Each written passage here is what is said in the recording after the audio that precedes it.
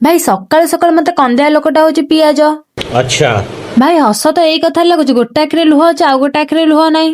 बात तो सही है। मो भाई की इपी करके देखी मु आसिके पहुंचती पूजा दीदी घरे आमको जीवार थिला बोलबम ये मते शीघ्र डाक देखे एजाए ये रेडी है नांती। जो कुछ तो कर रहा है ठीक नहीं कर रहा है। I don't like this.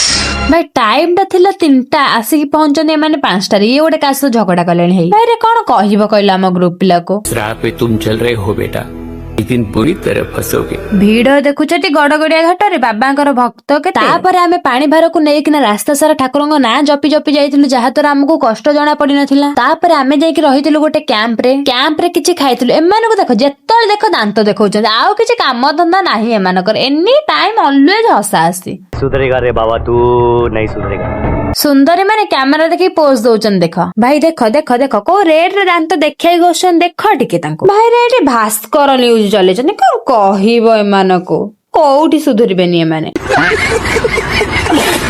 भाई रे बाबा पाखर पानी ढाली आसला पर पाद माटी रे लगे हो नथाए जेहेतु आमे माने कई चली पारु नथलु तो बसिके एठी रेस्ट नेलु आउ देखा आमे माने गोटे नेक्स्ट ब्लॉग रे हर हर महादेव।